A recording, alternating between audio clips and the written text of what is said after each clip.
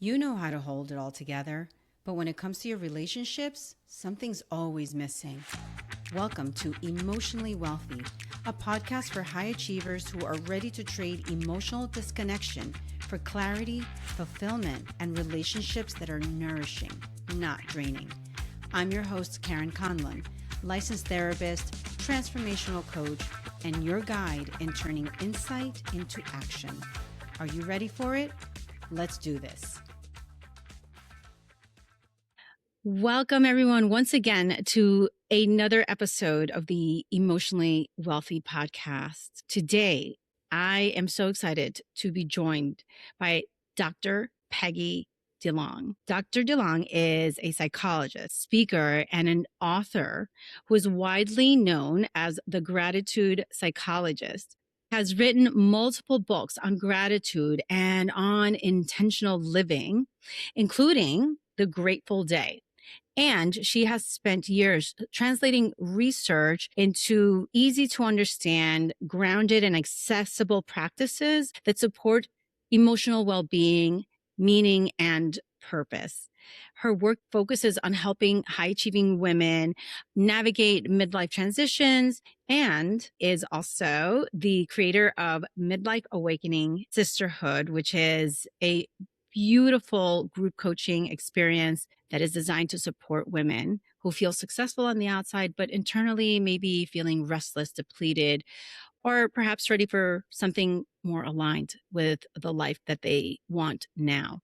So today's conversation will be about midlife awakening, the emotional cost of always pushing forward, and also what it means for women to choose themselves after decades of achievement and responsibility. Thank you so much for being here today. Welcome. Thank you, Karen. Thank you so much for having me. Pleasure to be here. Thank you so much. So I would love for you to tell me about how midlife began to get your attention. Maybe start off a little bit about how you got here and then how that transitioned into this work. Sure. I am a licensed psychologist. I've owned my own practice for 24 years, and I can always remember because it is the same age as my oldest child. When I was on maternity leave is when I decided now is the time to start my practice. And I have done many different things over the years. And for about 15 years or so, 100% of my income was forensic psychology, specializing in child abuse and neglect, and testifying all over the state of New Jersey regarding child protection matters. And I did 4,000 evaluations until one day I 4,000 evaluations. 4,000. Wow. And I woke up and just could not do the work anymore. And I thought, well, what in the world am I going to do now? This is 100% of my income, yet it was completely depleting me. So I made a list of what brought me joy. And on that list, number one was speaking about gratitude. Number two was making bracelets. And number three was bringing women out in nature. And now, 10 years later, I have a separate business for each of those three things. And it was tremendously scary and frightening to leave behind a world that paid the bills to nothing, basically completely starting from scratch. I can't think of a bigger pivot than going from forensic psychology to speaking about gratitude. But then all of those limiting beliefs come in. Well, who even wants to hear about gratitude? And if they do, who's going to pay for it? Well, after 10 years of speaking about gratitude, lots of people want to hear about it, and lots of people will pay me to speak to corporations, universities, business groups, lots of different settings. And what I love about gratitude is that it is so accessible and it's free. Yes. You bet on yourself. You bet on yourself every single time, even when it was scary. And the other thing is the leaning into the gratitude.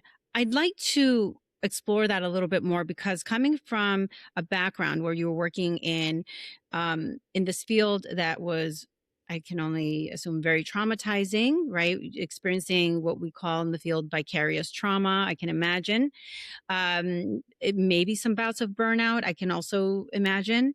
And so, and I don't want to make any assumptions about any of that. So I'd love to hear from you, um, what kinds of cycles perhaps you went through, and how in the world did you get the strength or the clarity to try to focus in on gratitude when you're surrounded by so many things that are so hard to witness and experience? The cycle of my work as a forensic psychologist was uh, intellectual stimulation by testifying and being on top notch on my game for the Yeah. protection of children. And then it would Mm. dip to a low when I would have to go to a jail. And I'll never forget, I really knew that my time was nearing in this field when I was left in a locked room with someone who I was evaluating because there wasn't enough staff in the jail to get me out. Oh my And gosh. and the woman I was with was getting very anxious, which in turn was making me more anxious. And she had been in there for stabbing somebody in the neck with a pencil. And I'm looking at the pencil right in front of me. And I just thought, I can't do this anymore. I have 3 young children and it's depleting me. So it was extremely rewarding work for the Yeah. protection of children. But Yeah. after 4,000 of them, evaluations, I just couldn't do the work anymore. And it really was a lesson that came to me out of a wonderful book called The Success Principles by Jack Canfield, where he just suggests making a list of what brings you joy and then figure out a way to make money doing it. So that's the hard part. So making my list was really easy. Gratitude, bracelets, bringing women in nature. It was a no-brainer. It took me maybe 30 seconds to write. Figuring it all out was the challenge, but what was so important to me was to release needing to know the how. I just needed to Mm. focus on the what and what I wanted, and to trust that the how would repeatedly show up. And it has. So I didn't know how to do any email marketing. I have Yeah. learned how. I didn't know how to pitch for speaking engagements. I learned how. And being connected to certain people that would just at the right moment guide me in a direction to maybe meet somebody else or be part of this training program. Everything unfolded as in a beautiful way that led me to where I am today, being known as the gratitude psychologist and speaking internationally about the power of gratitude. And a really interesting thing that happened 4 years after I made that list and put gratitude at the top of my list, and then followed everything in Jack Canfield's book, The Success Principles, I got an email to participate in World Gratitude Summit with Jack Canfield. Oh, And wow. I thought, "This is a joke." So it was, I did the work and it got me there. So, and not just once, but twice. 2019 and 2020 was able to do World Gratitude Summit online with Jack Canfield. And it just continued. It fires me up. I am so grateful that I get to wake up every day and do something that brings me so much joy. But Yeah. the meaningful impact of something so simple and accessible and free that is life changing. Yeah.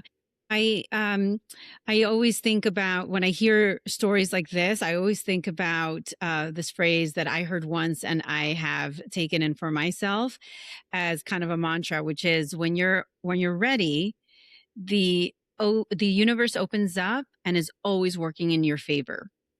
And this is something that I say to myself, and I hear that story from you and I said, she was ready. And I think what made me feel like you were ready was specifically when you said, I needed to release, and I did release the needing to know how. I'm curious what it was for you. Was there a moment? Was it a number of things or moments that you had that got you to this place? Because it's a hard place to go to. I mean, you're talking about releasing um, control and liberating yourself from that in a certain way, to a certain degree. So, if you could tell us a little bit about that, that would be, I think, something that our listeners really need to hear and hone in on for themselves as well. Yes. And there were two that were really important for me to overcome the limiting beliefs. One was that work needed to be hard. I grew up in an Mm, environment where A's were praised, and not just my parents, actually, it was my own head. My parents thankfully raised me that as long as I tried my best, that was wonderful. But yeah. the culture at my high school and then college and everything else, my doctoral program, the pressure that I put on myself to be the top, and and just that high intellectualism, and that everything needs to be hard, and that work needs to be Mm, hard and painful. So switching to something about gratitude that makes me feel so good, it was a weird switch, a beautiful switch, but it was uncomfortable, and I yeah. needed to release those old stories that work needs to be hard and painful. Work can be beautiful and uplifting, and you can get paid doing something that completely brings you joy. That was another huge issue. Well, how can I get paid for this, for something that makes me feel good? I think a lot of people in the helping field have difficulty with that. And then the other thing I really needed to release was the perfectionism, and not worrying about looking like a beginner. I was a beginner. I was a beginner making videos. I was a beginner with the blogs. Everything had started from zero. I remember when my first website was developed, the person who developed it said, "Well, you need a blog," and I didn't even know what a blog was. I said, "What's a blog?" Yeah. And I wrote that first blog, and it became my second book. Oh, that's unbelievable. It's amazing. So you never know where things will lead you, but I didn't know what a blog was, and I'd never imagined that it would ultimately become a book. So that's another example of how the how repeatedly shows up. I was then introduced to a wonderful book publisher, different editors, people along the way. I didn't know how to write a book, but these people, the opportunities, like you said, when the universe opens up for you when you're ready, and asking for help and letting people know what your goals are, it makes all the difference in the world. Yes, yes, yes, yes. And I want to hone in for a moment on that statement you made, right? About the value system that you grew up in, which was work needs to be hard. When we grow up, I think in a value system like that, it doesn't just stick with work. Were there other areas in your life also where this also then kind of had a ripple effect? The one area that I can think of is exercise, that exercise Mm, needed to be painful. And so I was always challenging myself to finish my 3 miles in a certain amount of time, where I've released that now. Now I just more enjoyed the connection to moving my body and paying attention to nature rather than any number. And it was really fascinating. I listened to a great podcast episode on the Happiness Lab with Laurie Santos, and it hmm. was all about how when we are evaluated, when we have numbers on things, it brings down our happiness level. So whether we're being graded on a test, if we're being timed with how quickly we can do a puzzle, our happiness level goes down. So when I heard that, I'm like, wow, I'm not evaluating anything. I don't have an Apple Watch. I don't have things to track me, because I just want to enjoy what I'm doing, and not have a qualitative assessment of that. But that was something that I needed to overcome also. It's so interesting to hear you talk about this shift because it sounds like what you did was you said, I'm going to stop looking at these goalposts that are very finite and very rigid and external. And you started to then look internally and getting more in touch with yourself by saying, how does my body feel? How does my mind feel? How am I doing right now? Did that help you know your limits or know when it was time to stop? Did you start listening to your body a bit more? And I ask you that because so many high achieving women, we're so used to just pushing through and we miss out on the signals, or maybe we have the signals but we don't listen to them, we minimize them. And so I'm curious if that was something that was also a turning point for you in terms of realizing what your body and mind really need and how that changed? Many things contributed to the change. One was my body changing and not being able to do what I wanted it to do. So I was kind of forced to just enjoy the journey. Listening Yeah. to that podcast and the research helped. And also writing my book helped. My first book took me 25 years. And I celebrated every page that I wrote rather than the finish. And I would have given up if I hadn't been celebrating it and connecting to the joy.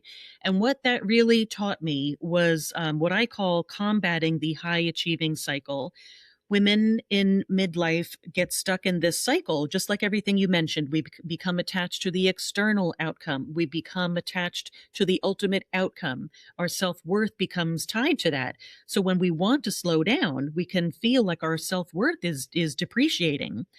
So I address this in letter A within my prioritized peace method for mental health and mindset, where the A stands for achievement and rewiring our brains to look at achievement in a completely different way. And I use a method that I call the three P's, looking at the present, connecting to the present moment, pleasure. What are you doing that's giving you pleasure within that achievement? And lastly, purpose. Why are you doing it in the first place? And when we can concentrate on these three P's, it helps us to combat that high achieving cycle, be more present, experience more pleasure, and feel purposeful in our achieving. And that could be making a healthy meal for the day. It doesn't Yeah. need to be some super high achievement, really connecting to simple ways that we can experience joy through our achieving.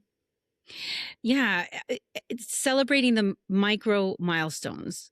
So that's one thing that I'm hearing you did. There's a shift there in not just going, "Oh, I finally did the book." You're saying, "No, page by page. Every single one of these pages is a milestone." And um it's a pleasure that comes from the noticing, the slowing down, that breaking of that high achieving cycle. I'd love to know a little bit more about that. Yes, I'm glad that you highlighted that because that's exactly what it does. It helps to slow things down. The more present we are in our lives, it slows things down, which is really helpful in midlife because it does seem like the older you get, the faster time goes. And when you are more present, it helps to slow down the perception of time. Time has not changed, but it slows down the perception, and that makes all the difference in the world by being more present. The the act of being present is in essence also an act of slowing down. And with that in mind, I want to ask you about awakening in midlife. One of the things that you say is or describe midlife awakening as being that rather than it being a crisis. And I'm curious to know, what are the shifts that happen when women are able to reframe that during the stage in life? Great question. I love that. And I have a shift for each letter in the prioritized peace method, PEACE, which involves a lot of kind of undoing what we've learned and relearning and rewiring for what serves us in the second half. So I'll start with P. One of the things so P stands for positivity, and it's so important for a positive mindset and mental health. But I talk about it in a different way. I call it the positive mindset grid. So often we're focused on just positive thoughts. And that's Hmm. wonderful. Positive thoughts are crucial for developing a positive mindset, but it's so much more than that. We also need to talk, was one quadrant in the grid, we need to address our negative thoughts.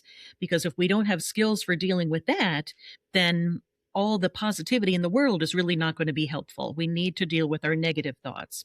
Then we need to deal with our emotions because we're not just thinking beings, we are feeling human beings.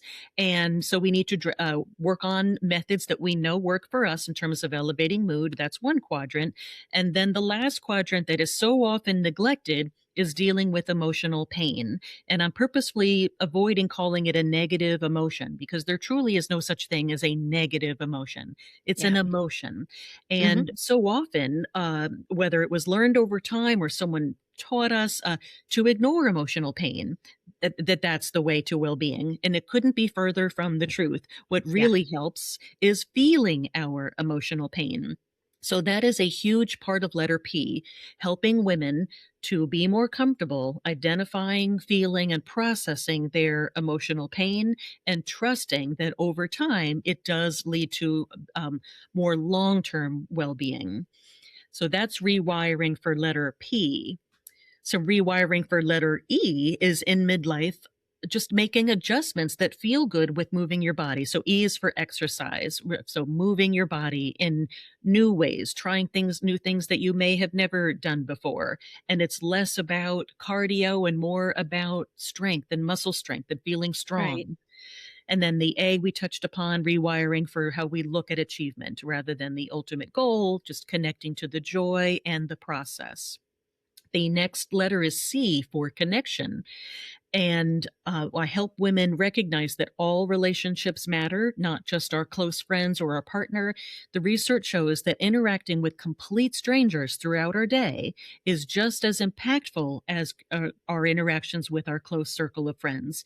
So I have a lesson in there that's called There's No Such Thing as Small Talk. It's all talk, and it all matters. So don't be afraid to talk to strangers. It not only feels good, but it really is necessary. It helps to combat the loneliness epidemic that's going on in the world, helps us Yeah. feel connected to our communities, and helps us to feel part of something larger than ourselves. So that's one twist on letter C. And then the last E is for empathy. And this is looking at empathy in a different way, because so often, as empathic, high achieving women, we're very busy giving to everybody. And that feels good. It's not a bad thing. It feels good. In fact, the research shows that people who give to others tend to have higher mental health. But if you don't first take care of yourself, it is going to lead to burnout. So I talk about E in the sense that starting with self empathy, starting with Yeah. self love and self compassion, and that's the empathy flow. And then you can have, once you take care of yourself and have compassion for yourself, you're more likely to engage in activities of self care and then not feel guilty about those activities of self care. And then you're in a better position as feeling full to be able to give empathically and fully to other people. So that's a little tweak on how we view empathy, really encouraging women to put themselves first. It's not selfish, it's necessary for your long term well being, and you're the best version of yourself for other people. And so positivity, exercise, achievement, connection, empathy for yourself. I really, really love, especially the connection piece, because I think, having gone this generation through a pandemic where we had to either get very creative. I mean, it's been a few years, but it has left its lasting effects on us. So I can personally vouch for that connection piece, especially because, um, even when you go out to the store, the supermarket, the person at the checkout, a little chit chat goes a long way. They feel better. They light up. You light up, and it's a 2-minute conversation that could potentially change your mood. Yes, it matters. Absolutely. So, so often we label it small talk and people feel uncomfortable with small Right. talk. But if you look at it a different way, that it's meaningful conversation. Yes, it might be about the weather, it might be about the traffic. The topic does not matter, but it's human connection, and that matters. Yes, human connection. So you talk about slowing down, you talk about feeling pain. All of this sounds so counterintuitive though. Like for capable and driven women who need to keep going. This all sounds really like I don't know. How does this work for me? This doesn't feel like it would work for me. Could you share what tends to come up emotionally for women when they first give themselves permission to do that? Just allow themselves to feel the pain or feel the slowdown. In your experience, what are some of the things that come up? Fear. Fear. Fear, first of all, related to the emotional pain, fear of getting stuck there, especially if Hmm. it's been their mode of operating through life to ignore emotional pain. I've been a therapist for 30 years, and that probably is the top reason that people are reluctant to feel their emotional pain is the fear of getting stuck there. So when I help women understand what they and it help them uncover what they can do for them, everybody's different, what works for them, and they try Yeah. it just one time, it just gives them enough faith to know that in the future, if they allow themselves to feel emotional pain, maybe the next time on a deeper level, that it is ultimately really leading to them being able to experience more joy. That I like to say that our capacity to experience joy is in direct proportion to our capacity to experience pain. And when we shut Mm. ourselves off to pain, we are unwittingly shutting ourselves off to the fullness of joy. And when women start to do that and see how it really feels that way, it's less scary when they have the tools to help them lift out of the emotional pain. And then over the course of time, they truly do feel more access to joy. Joy feels elevated, more Hmm. accessible. And the Yeah. weird way to get there is by allowing yourself to feel emotional pain. When your identity has been shaped by productivity and competence. And so that plus the fear and the guilt of, maybe putting yourself first, the thought of putting yourself first that comes along feels really uncomfortable. And so I love that you're really helping women to redefine and reshape the meaning of those words. And also, I think the biggest thing for me is you're really helping women to take their power back. I mean, when you have so much investment in that fear and avoiding that fear, it's not empowering. And when you are able to get through it and know that you can get through it, you're really taking the power that you've given to fear and taking it back, right? Yes. And this was something that I intuitively knew as a child. And I think it Mm. helped to be raised by a child psychiatrist who was all about feeling and talking about feelings.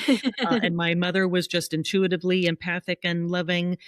So that was the household that I grew up in. But I was really put to the test when I was 26 years old, when I was engaged to a wonderful man. And three Mm. months into our engagement, he was diagnosed with a very aggressive form of cancer and told that without treatment, he would be dead in 2 weeks. And even Oh with my God. treatment, his chance of survival was only 10%. And unfortunately, he passed away 7 months after diagnosis. And it was when the doctors said that there was nothing left that they could do for him and that he was going to die, that is when I was put to the test with allowing myself to feel the emotional pain. And I just knew after he died that the only way that I could ever feel happy again was to dive deep into the grief that I was experiencing. Just like you Yeah. said, there was no way to get over it. I'm still not over it. I have Right. gone Right. through it and now I carry it with me in a beautiful way. I've learned to carry that loss in a beautiful way. And unfortunately, 6 weeks after my fiance died, my father suddenly died. So my mother and Mm. I were two young widows living together. I was 26 and she was 52. And once again, it was allowing ourselves to feel the emotional pain now together, that we were able to both rebuild our lives, and gratitude was a huge part of that. So that's another reason why I know that gratitude is so powerful, because it helped me during my double loss within such a short period of time. So even though this was an extremely painful point of my life, that last, but I still carry it with me, but it has transformed me and has led me to the work that I'm doing today in a really meaningful way, especially when I share my story with women and men, and they can see that how powerful these methods are, not just gratitude, but also nature, feeling emotional pain, human connection, everything that I talk about that helped me get through that really difficult time in my life. Yeah. I mean, how much that's so traumatic and so much loss. It's not just the loss, the physical loss of the person. It's the loss that we have internally that we don't recognize because we're so focused on the external loss that is so devastating. But we often don't look internally and allow ourselves to grieve or maybe even acknowledge that we are grieving for ourselves also, not just for the person lost, but for the hopes, the dreams, the life. The other thing that I think about too is what you said earlier a minute ago about I'm still not over it. I think sometimes people are afraid that if they do the work that, they need to process a loss, there's a fear that somehow if I practice gratitude, what does that say? What does that say about me? What does that say about this relationship? I don't want to lose that memory. And I'm wondering if you might maybe talk a little bit about that, the role of gratitude in that, but also the fear of losing the memory. Yes. Well, that was a very real thing for me, losing the memory and losing Mm, and almost as the grief alleviated over time, like that became my connection to him. So losing the intensity of the grief was even scary. yeah. Um, and I always say that this is my philosophy that we're never healed with ED at the end. We are everyday healing. So every day I'm healing and Yeah. growing. And it's how I've been able to turn post traumatic trauma into post traumatic growth. I'm still healing and now helping other people, but I'm not healed and I don't pretend to be healed because I Yes. just don't believe. And I think that's just a healthier way of looking at growth and coping from our emotional pain. Um, but so that's one philosophy that really helps me, and the gratitude for me, it really came to life when they told me that there was nothing left that they could do for him and that he was going to die. When every day was so incredibly unpredictable. Some days he could speak, other days he couldn't. Some days he could open his eyes and look at me, other days he couldn't. I didn't. I was there sleeping sometimes on the floor, sometimes in the recliner next to him. 42 days and nights I was by his side, and I never knew what each day was going to bring, and it was so incredibly unpredictable. But what was predictable was that I could get myself a cup of hazelnut coffee in the coffee shop. And that predictability of the cup is what got me through those awful days. I would wrap my hand around the styrofoam cup and the warmth would come through the styrofoam. The aroma of hazelnut is so strong, it permeated his hospital room and made it seem less sterile. And it reminded me Mm, of being home. And I so longed to be home back in our apartment or with my parents. I started drinking hazelnut coffee with my mother my senior year in high school. So it reminded me of that connection. There was so much goodness wrapped up in that simple cup of hazelnut coffee. And the predictability of it is what I was so grateful for. And that is really for myself when I discovered the power of gratitude for myself. I was an ungrateful teen. I was an ungrateful young adult. I grew up in an area with tremendous privilege where I was too busy comparing myself to other people that I perceived as having, doing, being more, that I didn't appreciate what I had. And yeah. really, it took that tragedy in my life to discover the power of gratitude and really work on my muscle of gratitude. And it went from being a practice to a habit to a way of life. I don't think about being grateful anymore. I am grateful. It's part of me. It's my way of living. I could see how it could bring you peace and a sense of familiarity and maybe even a sense of normalcy in the midst of all this chaos.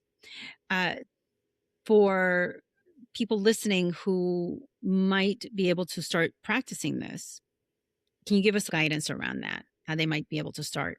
Yes, and I suggest intentionally keeping it small. Our brains Mm. cannot tell the difference whether we are feeling gratefulness for something that we label as small, such as running water, which really isn't small when we think about it, to be Yes, able to right, turn on the right. sink and have there's places in the world that don't have running water. We take it for granted. I Hmm. always like to look out at my backyard. Right now it's covered in snow, and I appreciate the beauty of the snow. In the summer it's green, and I focus on the color of the green of grass. Like, really break it down to the most simple ways that you can connect with beauty, and then feel a sense of appreciation for that beauty, because our brain does not care. Your brain does not care if you are grateful for a green and a blade of grass, or being able to pay your mortgage. Your brain doesn't care. It doesn't know the difference. So intentionally keep it simple, because the simple is accessible and available every single day. Yeah, I love that. And so I'm curious about how midlife brings a reevaluation of these things, of gratitude, of purpose. In your experience, how how do you see women redefining, let's say, purpose, for example? Because you've been describing this, you got to a point where achievement alone no longer feels fulfilling. And so I'm curious about the role of gratitude and purpose in midlife for women. Really redefining what purpose means for you, and getting rid of those old stories. And it can change day to day. So your purpose can be connecting with a stranger. Your purpose Mhm. can be kindness. So you get to choose what that is, and keep intentionally keep it doable and simple, so that it's sustaining rather than draining. Because Mm, what can so easily drain us is when we connect our purpose, that it has to be something huge and lofty, or that we won't quite reach for a long period of time. And then we miss the connection of the joy that purpose can bring us today. And it's important to talk about, because we truly do need a sense of purpose. When yeah. people feel that their lives lack meaning, mental health is down. But it doesn't need to be huge. It can the meaning that we assign our lives can be in the simplest of things. And one of my favorite books in this regard is Man's Search for Meaning by Viktor Frankl. When he was in the Holocaust, and he was able to create meaning in his life by connecting with other people, and laughing, and doing for others, Mm, and while he was in a concentration camp. So yeah. our purpose is accessible, and when we keep it simple, it is more sustaining, and it doesn't deplete us. So that's the concept that I keep hearing back as simplicity. Keep it simple. Don't overcomplicate it. And that's what we tend to do, right? I mean, high achieving women tend to complicate things. And at the end of the day, life can throw a wrench in all of it. We need to be able to redefine it. We need to Right. be able to know that we have choice. And that's the other thing that I really love that you're saying. You get to choose what your purpose is. Yes. And I think that that's a really important thing. And the other transition that many women need to make is releasing the expectation or hope for any external validation. Like, yes, it is nice to be validated, but we can't depend on it, especially related to our purpose. That when you focus on what it brings you and how it feels good. So, being kind to someone during the day, if you expect to be praised or seen for that, it diminishes its power, rather than you just focusing on the joy and how great it feels for you to be kind to other people. So part of it is releasing the external praise, which is so part of childhood and Yeah. young adulthood. We're praised for good grades. We're praised for good behavior in preschool. We are praised for all of these wonderful things, and that's great. But when it starts to get attached to our self-worth, so then when we arrive at midlife, we just need to do some rewiring and releasing that need for the external validation, and instead focus inward and what it brings us and how it makes us feel. And so many of us are so conditioned already to have um, the type of language that focuses on external validation. How do we validate ourselves? What does that sound like when we need to make that shift from external validation, which is what we're used to, and a lot of times it's what it's what motivates us. It's what we work for, whether we know it or not. What does it sound like to validate yourself? I believe that for most women, it involves two things. One is paying attention to the negative self talk that can so easily show up when life is hard and you feel like you're not doing things right or enough or whatever story you're telling yourself. Pay attention to those untrue negative thoughts. And after that, then working on positive affirmations and self compassion. I love exercises and meditations and self compassion. It helps with everything. It helps us feel better about ourselves. It improves our relationships. It has so many wonderful trickle down effects when we first start with self compassion and building up our self compassion, which many women simply do not have enough of. Yeah. Yeah. And that also makes me think of another component, which is the without judgment piece, right? Can we just look at ourselves and point out one thing that we like?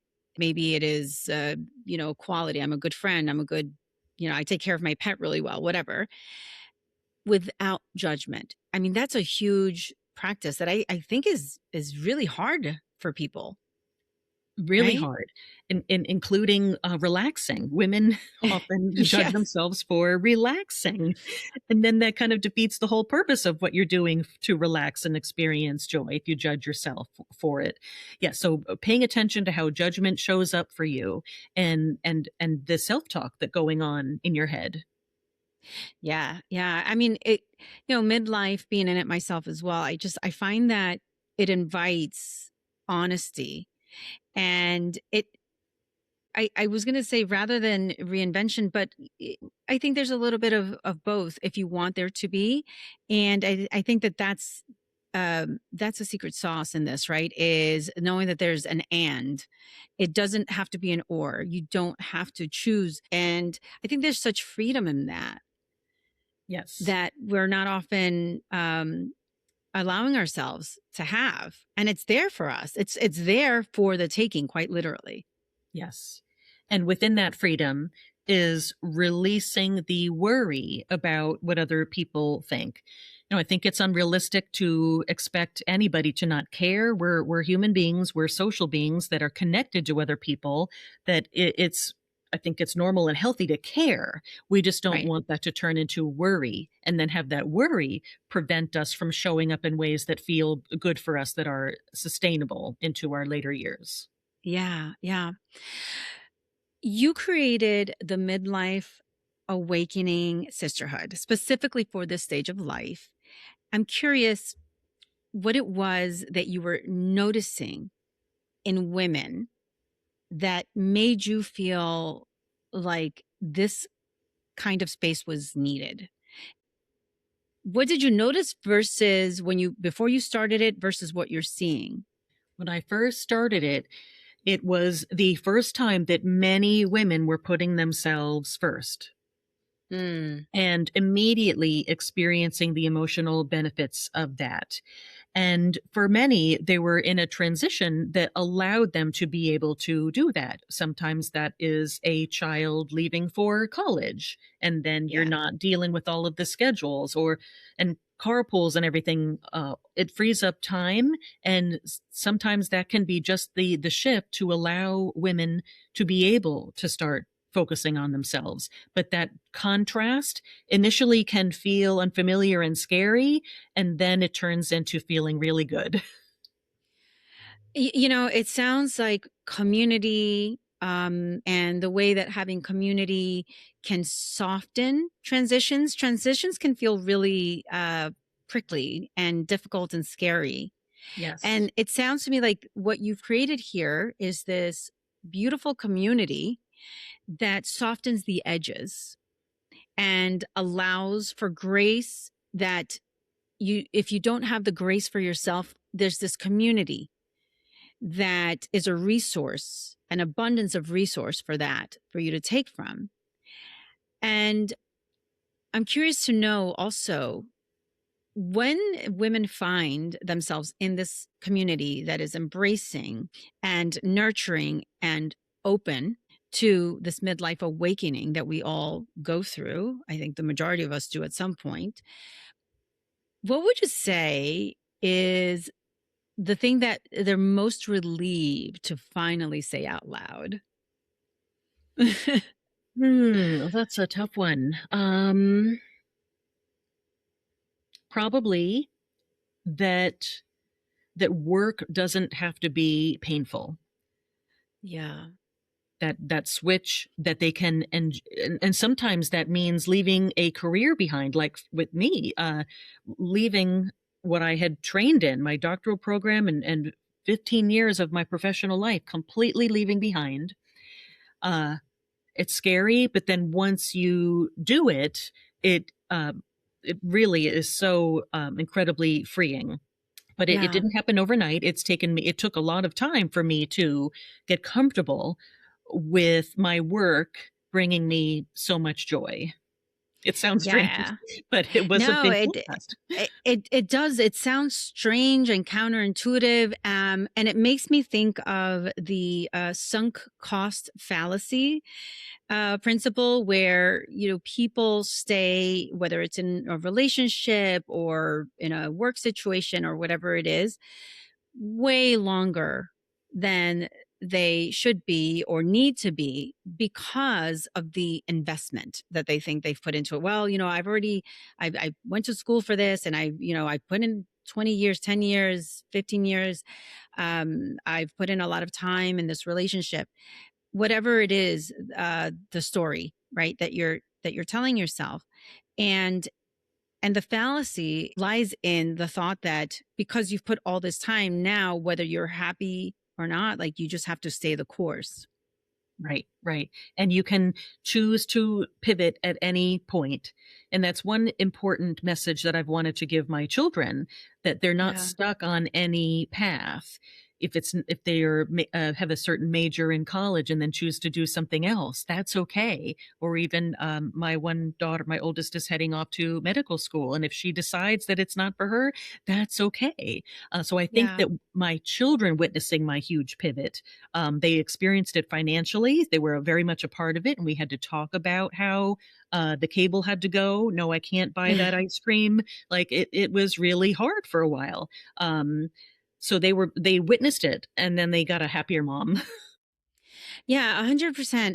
It's really deprogramming yourself to a certain degree of all the things that you tell yourself to keep you stuck, or that keep you stuck in a mindset that no longer serves you. And so for you and what you're seeing in your group, how would you say that being in a group with other high achieving women changed the way that they relate to themselves during this type of transition? They know that they're not alone. Unfortunately, Mm, so often people don't share their struggles and their pain, and it's a missed opportunity for connection and feeling understood. And it's a missed opportunity for receiving support, just not sharing what you're going through. And it's right. not necessarily out of not wanting to, but that the forum just might not be there. I Yes. have a really powerful exercise when I do my public speaking events, where I ask people to stand up if they have experienced a certain kind of emotional pain, and I give different scenarios. And then by the end, everybody's standing. And Yeah. oftentimes they are things that people have not shared with others. But when they see that everyone is standing, it's a visual representation that we all are struggling or have struggled with something. And when we share, it's an opportunity for connection, that truly, when we allow ourselves to be vulnerable, that's where the beauty and satisfaction of human connection lies. And then we have the benefit of receiving support when people know what we are going through. So that is Yeah. one of the main reasons why I chose this to be a community rather than a course that people go through, a community where we meet weekly to talk about the curriculum and what's going on in their lives and how they're applying it, and share stories and connection. It's a really wonderful experience for me as the facilitator, and to see the growth and connection within the women in the group. Yeah, and I can just imagine what it's like for women to share stories, hear stories of resilience, and also hear how other people are doing it. Because I think one of the things that's intimidating about even the thought of making a change like this one, right? Even just a mindset shift. We're not even talking about work or career. Just let's just start off with a mindset shift. Could you tell us a little bit about that course and how it supports midlife growth without the pressure or performance that some of us, we're still just not ready to let go of in front of others? Yes.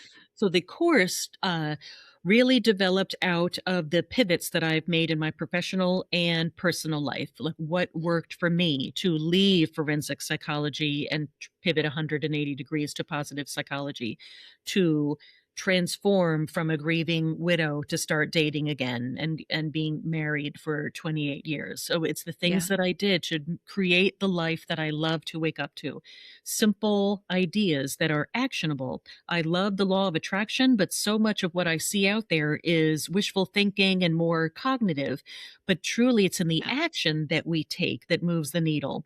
So it's an 8-week course that people do on their own, teaching all of the methods that helped me, how I went from that list of speaking about wanting to speak about gratitude as number one on my list to then what I did to be invited to do World Gratitude Summit with Jack Canfield.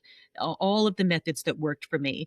It comes with videos and downloadable worksheets, and it's a go at your own pace course that people can take as long as they like. You purchase it once and go at your own pace. Yeah, I love that it has all of those different components.